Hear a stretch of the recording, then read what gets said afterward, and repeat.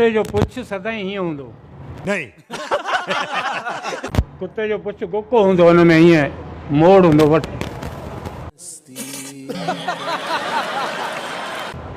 सिधो कोन थींदो कुत्ते जो पुछ सिधो तॾहिं थींदो जॾहिं हिकिड़े कुत्ते खे 12 कुत्ता फिरी ईंदा पोइ भॼंदो पोइ लोढ़े में वञी लिकंदो पोइ पुछ मां वर निकिरंदो तेसि ताईं कुत्ते जे पुछ मां वर कोन निकिरंदो जेसीं हुनजे पोयां 6 कुत्ता न लॻनि कैसे कैसे लोग रहते हैं यार यहाँ पर। पोइ भॼंदो पोइ पुछो दानदारी के जाओ तबड़ा सजी सिंध गड़काई अथई 22 शुगर मिलो 1.5 लाख एकड़ जमीन 30 किलो सोन बेनजीर छड़े वई 90 पेट्रोल पंप 120 फैक्ट्रियों 35 बंगला पर अन्या ताई गोहवाए वादो वांदर वात फाड़ियो था अरे घोड़ा रे ही हाले पटादारो बंगलो सुठो अरे घोड़ा रे मुझे पुट बिला लगे बख्श कयो अरे घोड़ा रे फिरौन निमरूद हामान अबू जहल वडा वडा कंजर दुनिया में हरामी पैदा करा पर ही सब जो पे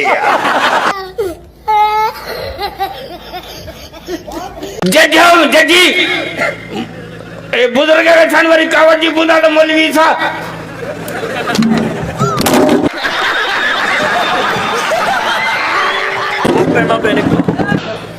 जे करे 23 मार्च का अग में इमरान कुत्ते जो बंदोबस्त थी वियो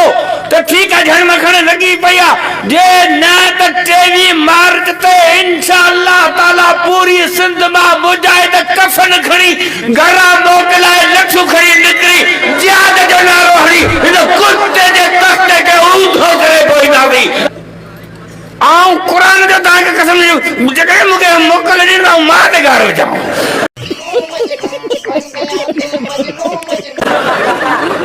कुरान जो कसम खड़ी तो चवा तो भाड़ो पुत हाथ न करे मुनाफिक हाथ न खड़े दुगनी पड़ोसी वालो हाथ न खड़े सिर्फ वो मानव हाथ करे जो को कुरान दे एतबार दे तासी मरण ला तैयार है वाले इनकलाब वाली तासी बात करे कोन करना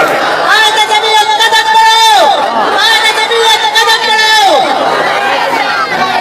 आओ इन अच्छे दाढ़ी में मरण जे कंदी दे छोया 68 साल मुझी उम्र कसम खड़ा दो रब मुझो शाहिदा तो मौलाना फजल रहमान जे क़यादत में जे करे न गुनाहगार के शहादत मिले तो मुंह खटियो अगर हम करें तो करें क्या बोले तो बोले क्या जज़ाकुमुल्लाह खैरा कमाल अज जवानी है दुआर बाबा सुभान अल्लाह सदके वना सरी सिंध ता अल्लाह ताला 15 सालन का वडी जे हुकुमरान न सदके सदके सदके सदके ईमानदारी उन जी ता सदके सदके रोड खाई विया रोडन जा रस्ता खाई विया पत्थर खाई विया रेती खाई विया डामर खाई विया डामरन जा ढम ब खाली खाई विया स्कूल खाई विया बजरी खाई विया रेती खाई विया लो जा सरिया खाई विया दरियूं दरवाजा खाई विया बैंचूं खाई विया डेस्कूं खाई विया कुर्सियूं खाई विया किताब खाई विया स्लेटूं खाई विया थेला खाई विया बेगूं खाई विया मास्टरन जा पगार खाई विया छोरन जा ट्यूशन खाया सब टपर खाई विया बिजली जा थंबा खाई विया तारूं ऐं वायरूं भी खाई विया ट्रांसफार्मर भी खाई विया चट करे मुल्क के छड़ो इए चट्टे साफ कमाए जी बिल्ली खीर जी संसर के चट्टे साफ करे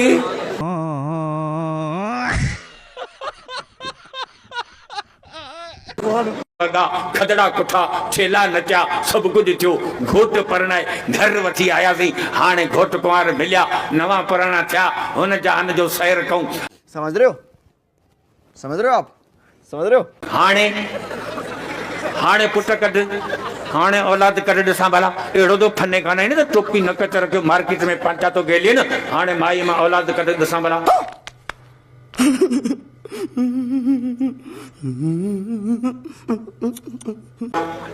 तोखे जेके भला भलियूं करणी हुई तो भला भलियूं कर डी रात एक कर यो बिल्डोदर तू रात जो भला डी जो भला